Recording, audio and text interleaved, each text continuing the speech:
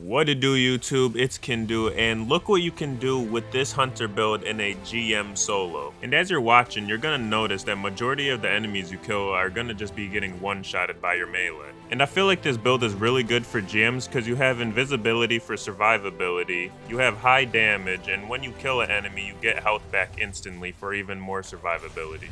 And in this clip, I was surprised to see this, but I forgot to put on an overload mod to stun the champ, and I was still able to kill him instantly. And personally, overload champs are the most annoying, so this was pretty satisfying. So leave in the comments what champ you think is the most annoying. I'm curious to see if I'm the only one that thinks this. And if you don't want to comment, then I made a poll under my community post where you can cast a vote. And before we get into the build, be sure to like and subscribe if you find this video in any way helpful or entertaining. And the goal is 600 subs before the end of the month, and any feedback is appreciated. Now let's get into the video. My bad.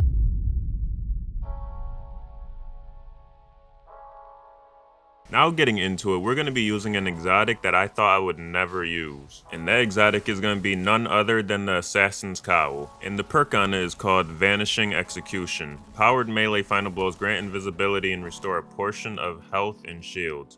Finishers and final blows against more powerful targets increase the duration of the invisibility and the amount of health and shields restored. This is going to be really easy to do when we get into the abilities and how we're going to be cycling this to proc.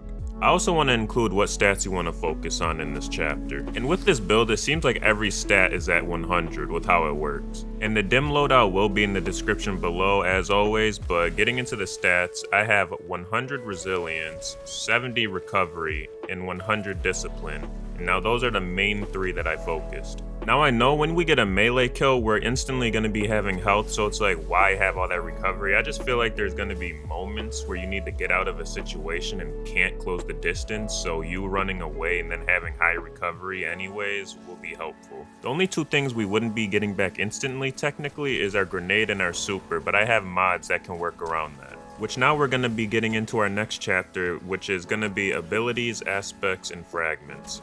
So getting into the abilities first, we're going to be using Gambler's Dodge, and when we dodge near a target, that's going to give us our melee ability back fully. Now this is the ability that's going to allow us to do a lot of damage, and it's called Combination Blow, a quick strike that temporarily increases your melee damage when defeating a target, stacking 3 times. Defeating targets with this ability also fully refills your class ability energy and restores a small amount of health. And correct me in the comments if I'm wrong about this, but I did research and found out that each stack of Combination Blow increases your melee damage by 60%. And the max stats for Combination Blow is ×3, so you're going to be doing max 180% more melee damage. And this is honestly something I never knew, so I just found something new out while making this video. Like, I knew it increased my damage, but I did not know by how much. And we're going to be doing even more damage with the melee because we're going to be pairing it with an exotic and a perk on a shotgun. Now getting into the aspects, this aspect is what's going to allow us to clear a room out crazy fast. And this aspect is called Lethal Current. After dodging, your next melee attack has increased lunge range, jolts the target, and creates a damaging aftershock. Damaging any jolted target with melee attacks also blinds them.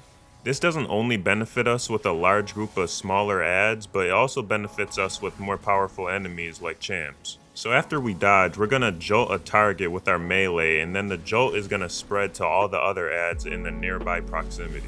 And even though majority of the time you're going to be 1 or 2 hitting the champs, you're still going to be able to jolt them, and then when you attack them again, they're going to be blind. Now getting into the second aspect, which I don't see why you wouldn't run because you get so many benefits from Amplified, it is called Flow State. Defeating a jolted target makes you Amplified. While you are Amplified, your dodge recharges more quickly, you are more resilient while dodging, and your reload speed is greatly increased. And also something else it doesn't say on here is that you can run faster when you are Amplified, so you can close the distance even more faster. Now getting into the fragments, the first fragment is Spark of Resistance. While surrounded by combatants, you are more resistant to incoming damage, and that's going to give us +10 strength. I feel like this is a really good choice, not really for the +10 strength, but you're always going to be close quarter with the playstyle of this build, so you being surrounded by enemies is always going to be happening, so you're going to want to be more damage resistant. The next fragment is Spark of Volts, and it is finishers make you amplified, and that's going to give us +10 recovery. This is just simply an alternate way to get amplified, and the +10 recovery is also nice, and also when we do finishers, we turn invisible. The third fragment is Spark of Frequency, which is melee hits greatly increase your reload speed for a short duration. Now I feel like this is a good choice because there's going to be times when you don't realize that your shotgun needs to be reloaded and you put all your shots in one by one, so you being able to do this faster is really helpful. Now for the last fragment, it is Spark of Amplitude, which is rapidly defeating targets while you are amplified creates an orb of power. So we know how easy it is to be both amplified and get rapid kills with this build, so getting these orbs should not be a problem, and we're going to be pairing it with some mods that I'm going to get into shortly. Which now brings us into chapter 3, which is the mods. So on the headpiece I have hands-on, which is gain bonus super energy on melee kills, and then in the last slot I have Font of Wisdom, which is picking up an elemental well that matches your subclass energy type grants a temporary significant increase in your intellect, improving the recharge rate of your super. Like take this clip that just went by for example, and look how fast my super goes up from just meleeing these enemies. And I'm only at tier 3 intellect with this build, and how Font of Wisdom actually works is when you pick up an elemental well that matches your subclass energy type, you get 30 seconds of 10 intellect. And this timer will refresh each time you pick up another well. And to be honest, I don't really know why they don't have a timer on the side of the screen that shows you this, but that's just how it is. Moving on to the arm mods, we have Impact Induction, which is causing damage with your melee attack reduces your grenade cooldown. Now this is one of the best ways I found to get your grenade back the fastest, along with our 100 discipline, so that's why I chose that. And then in the second slot we have Fastball, which you can replace with a champion mod if you want to, which all Fastball really does is increase your grenade throw distance. And then in the last slot we have Elemental Ordnance, which when you get a kill with a grenade, it will make an elemental well that matches that energy type. Moving on to the chest piece, we have Thermal Shock Plating, which is an artifact mod that gives you arc and solar damage resistance. And then in the second slot, you want void damage resistance, so make sure the chest piece is void. And then in the last slot, we have Melee Wellmaker, which when you get a powered melee kill, it's going to spawn an elemental well that matches your subclass energy type. And that mod is basically what's going to give us 10 intellect with Font of Wisdom all the time. And then for the leg mods, we have Recuperation, which is replenishes health each time you pick up an orb of power. Then in the second slot, we have Innervation, reduces grenade cooldown each time you pick up an orb of power. And then in the last slot, we have Bountiful Wells, which will give us 2 instead of 1 well when we get kills with Elemental Ordnance and Melee Wellmaker. And them first 2 mods are going to be paired with a fragment I talked about earlier, which was Spark of Amplitude, so when we're rapidly defeating targets while amplified, we're going to get them orbs of power.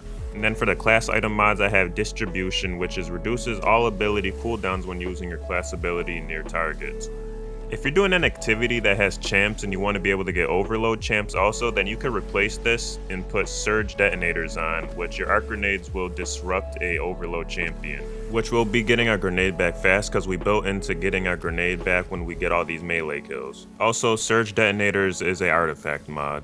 And then in the last slot, we have Well of Ions, which picking up an Arc Elemental Well causes your next melee to deal increased damage. And it's like we're one-shotting mainly all of these ads anyway, so we're always going to be proccing Melee Wellmaker to get another Arc Well, so then this is always going to be procced for us. Now moving on to the final chapter, which is chapter 4, the weapons. We will be talking about the shotguns you want to use with this build. This is going to be a fast chapter because there's not much to say, but you're going to be using Tractor Cannon as the exotic, which weakens and suppresses targets, so then you can do more damage to them. And then you're going to want a legendary shotgun that has 1-2 punch, which I use the Wastelander. And then for a weapon that shoots primary ammo, I would recommend having adaptive munitions on if you're trying to solo like a GM or something. Because then now you don't really have to worry about what shield types enemies have, because you're going to be forced to use this Tractor Cannon and we're already on Arc, so that's like 2 slots taken up already. Be sure to like and subscribe if you found this video helpful, and check out some of my other videos that are similar to this one. The goal is 600 subs before the end of the month, like I said in the beginning. I will see you in the next video. Peace.